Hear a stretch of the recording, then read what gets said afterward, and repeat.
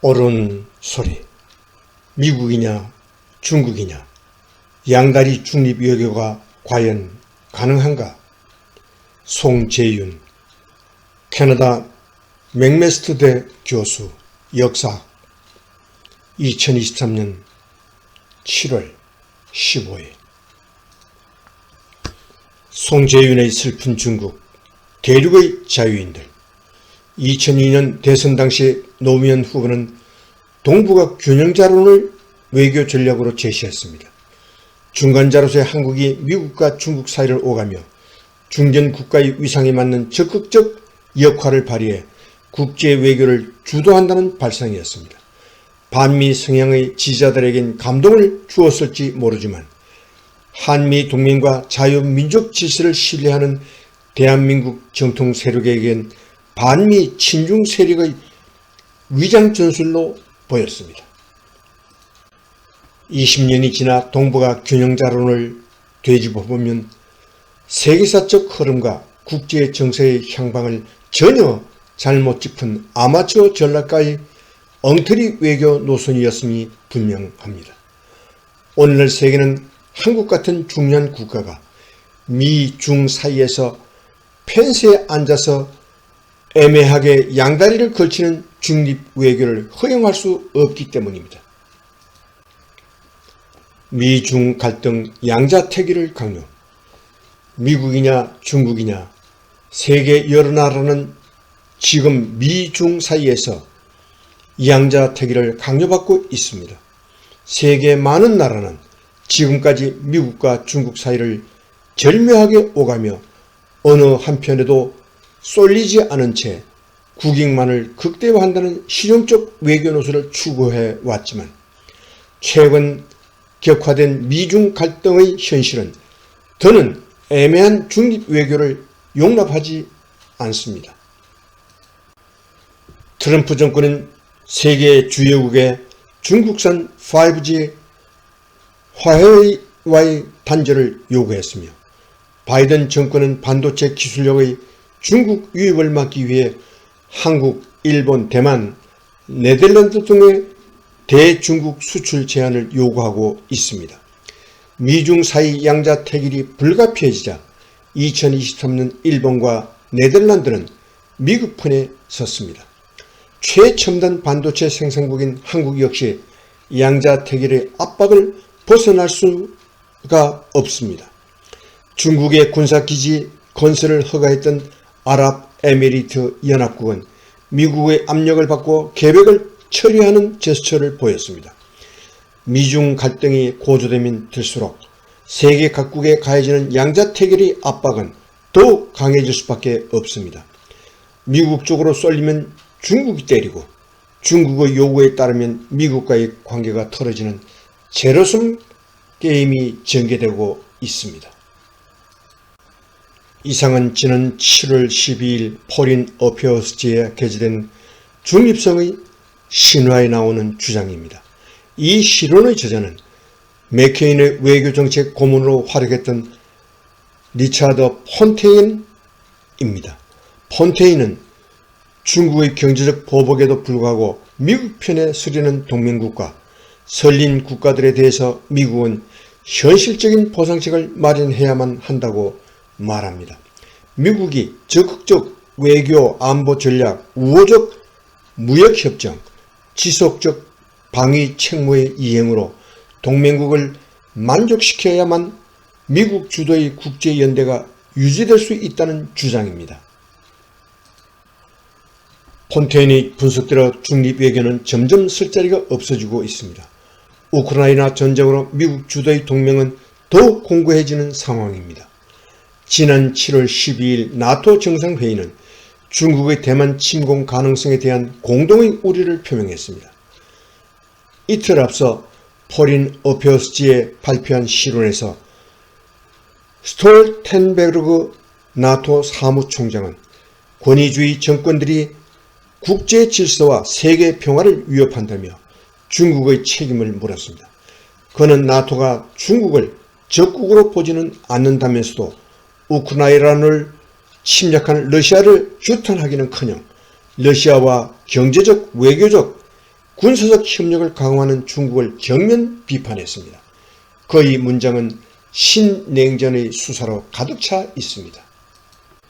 갈수록 강화되는 중국의 대외적 강압 행태와 대내적 억압 정책은 나토의 안보 가치 이익을 위협합니다. 베이징이 이웃들을 협박하고 다른 나라들을 괴롭히고 있습니다.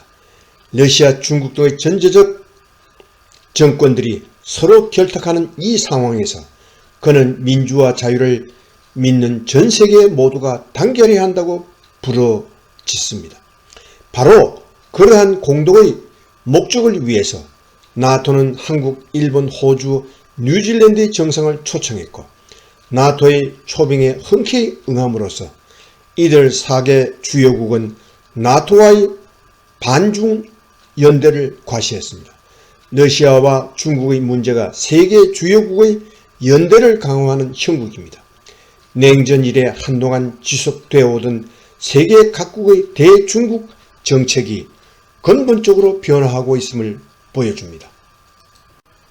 시효를 당한 닉슨 패러다임, 미중 갈등의 기원. 1972년 2월 21일 베이징에서 중공 주석 마오쩌둥과 만난 미국 대통령 닉슨은 향후 미국의 대중국 외교 전략을 암시하는 의미심장한 멘트를 전달했습니다. 푹신한 분홍색 의자에 편히 기댄 79세의 마오쩌둥 곁에 59세의 닉슨은 바짝 다가 앉아서 입가에 진지하고 부드러운 미소를 머금고 미국은 더 이상 다른 나라의 정치 철학은 문제 삼지 않겠다고 말했습니다. 이념적 차이를 넘어 중국의 대미 정책만을 고려해서 새로운 외교적 관계를 맺겠다는 발언이었습니다. 닉슨이 말한 정치 철학이란 국가의 기본 가치와 근본 체제를 의미합니다. 당시 미국은 공산권의 독재 국가들을 향해선 적대적인 정책을 취하면서 구미 중심의 견고한 세계 질서를 확장하고 있었습니다. 2차 대전 이후 미국 주도의 세계 질서는 자유민주주의와 자본주의 시장 경제를 근간으로 했으며 바로 그 점에서 소련이 이끄는 공산권과 영원히 안 끝날 듯한 냉전을 치르고 있었습니다. 그러한 상황에서 마오쩌둥을 만나 정치 철학을 문제 삼지 않겠다고 선언한 닉슨은 1970년대 후반부터 40여 년 지속될 미중 공조화의 청사진을 펼쳐 보인 역사적 인물이었습니다. 회담 후 그는 지금껏 미중 사이엔 큰 차이점을 보여왔고 앞으로도 차이점이 있겠지만 그러한 차이점을 가지면서도 서로를 적대시 하지 않는 방법을 반드시 모색해야 한다고 말했습니다. 중국은 1인 지배의 공산주의 국가이지만 미국은 중국과 경제적 공생관계를 맺겠다는 선언이었습니다. 그 한 해 전인 1971년 미국은 이미 중화인민공화국을 차이나의 유일한 합법정부로 인정하고 외교 관계를 텄지만 국교 정상화는 1979년에야 이루어졌습니다. 닉슨은 정치 철학을 문제 삼지 않겠다고 했지만 반제, 반미, 반자본의 정치 철학을 견지하는 마오쩌둥이 미국에 대해 문호를 활짝 열 수는 없었기 때문입니다. 1976년 9월 9일 마오쩌둥이 사망했고 한 달이 못돼 4인방이 체포되면서 10년 대동란이라 불리는 문화혁명은 급작스럽게 막을 내렸습니다. 그 후 2년에 걸친 정치투쟁과 노선 갈등을 거쳐서 중공중앙은 덩 샤오핑을 최고 영도자로 추대하고 개혁 개방을 새로운 국시로 채택했습니다. 닉슨이 제시한 바로 그 길을 따라 덩 샤오핑은 문을 열고 미국의 투자를 유치하고 세계 시장으로 진출하여 중국의 낙후된 경제를 성장시키는 제2의 혁명을 주도했습니다. 닉슨이 약속했듯이 미국은 더는 중국의 정치 철학을 문제 삼지 않은 채로 경제적 공생관계로 돌입했습니다. 그 결과 오늘날 중국은 두 얼굴의 야누스처럼 공산주의를 내걸고 자본주의를 채택하고 사회주의와 시장경제를 억지로 접붙이고 일당 독재를 인민민주주의라 선전하고 마오쩌둥 사상을 되살려 1인 지배를 정당화하고 있습니다.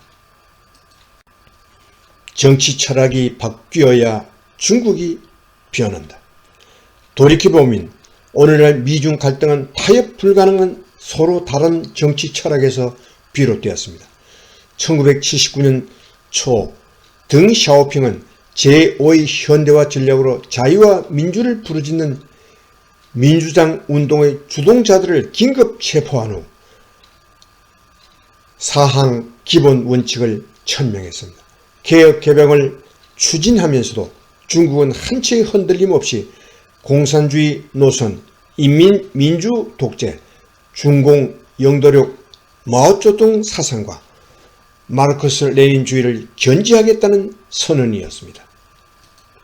전 세계는 그러한 중국의 자기 모순과 이중성을 뻔히 보고 있었지만 중국과의 경제적 공조가 불러올 경제적 실리가 컸기에 닉슨의 전략을 따라 중국의 정치 철학을 문제 삼지 않았습니다.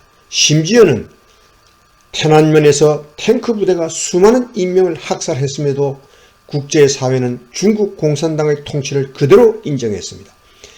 닉슨 패러다임의 밑바닥인 자본의 유입으로 중국의 경제적 토대가 바뀌면 정치적 제도적 상부 구조도 변한다는 낙관이 깔려 있었습니다. 닉슨의 낙관과는 달리 중국은 정치 체제의 변화 없이 경제적 공룡으로 성장했습니다. 그 점에서 닉슨 패러다임은 이미 오래전에 무너졌습니다. 이제 세계는 본격적으로 중국의 정치 철학을 문제 삼고 있습니다.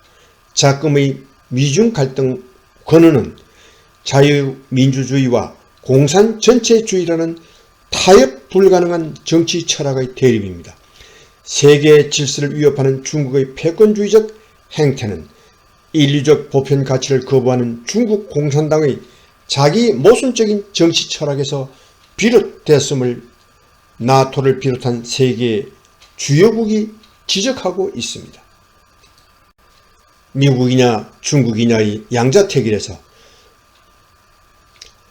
나토 31개 회원국가 인도태평양의 4개 주요국도 미국을 선택했습니다. 그러한 결정의 밑바탕인 2차 대전 이후 미국이 자유, 인권, 민주, 법치 등 인류적 보편 가치를 선양해온 초강대국이라는 공동인식이 깔려 있습니다. 러시아가 우크라이나를 침략한 이후 국제사회의 전선은 더욱 분명해지고 있습니다. 인류가 전쟁을 치르지 않고 미중 갈등을 해소할 수 있는 가장 현명한 방법은 무엇인가요? 중국 공산당이 자체적으로 모순된 정치 철학을 교정하여 인류적 가치에 부합하는 새로운 질서를 창출하는 길밖에 없습니다. 중국이 더욱 자유롭고 민주적이고 개방적인 법치 국가로 진화한다면 국제사회를 위협하는 중국 문제는 눈 녹듯 사라질 수 있습니다. 중국의 변화가 미중 갈등 해소의 첩경이라는 얘기입니다. 중국의 현실이 바뀌려면 중국 공산당의 리더십이 변해야만 합니다. 중국 공산당의 리더십이 변하려면 그 근본적 이념이 바뀌어야 합니다. 무엇보다 중국 지식인들이 다시금 국가의 정치 철학을 새로 짜는 치열한 이념 논쟁, 전면적 사상 투쟁을 전개해야만 합니다. 1911년 이래 중국 지식인들은 1세기 이상 헌정 담론을 이어가고 있습니다. 2010년대 그들은 중국의 전제적 헌법을 근본적으로 수정하는 헌정 담론을 전개했습니다. 2013년 중국 공산당은 강압적으로 그 논쟁을 중단시켰지만 중국 지식계의 헌정 논쟁은 지금도 이어지고 있습니다. 지식계의 담론이 탁상 공론 같지만 모든 정치혁명은 비판적 사유에서 시작됩니다. 그 점을 잘 알기에 마오쩌둥은 1957년부터 1959년까지의 반우파 운동으로 55만의 지식인들을 오지로 보내 중노동을 시켰습니다. 현재 1인 지배의 시진핑 정권은 개혁 개방 이래 가장 강력하게 비판적 지식인을 탄압하고 있습니다. 그러한 중국에서 지식인의 역할을 기대하기는 어려워 보이지만 정치는 생물이고 역사는 급변을 낳습니다. 다수 중국 인민은 직관적으로 알고 있습니다. 중국 공산당의 현 체제는 억지와 모순으로 가득 찬 잘못된 정치 철학에 기초하고 있음을, 중국이 변하지 않는다는 주장은 결코 영원히 참일 수 없습니다. 전 세계가 중국의 정치 철학을 문제 삼는 바로 지금이 중국을 바꾸는 적기일 수 있습니다. 송재윤, 캐나다 맥메스터대 교수, 역사학, 출처 조선일보. 이상 2023년 8월 5일 아침에 보내드린 옳은 소리. 미국이냐 중국이냐, 양다리 중립 외교가 과연 가능한가 였습니다.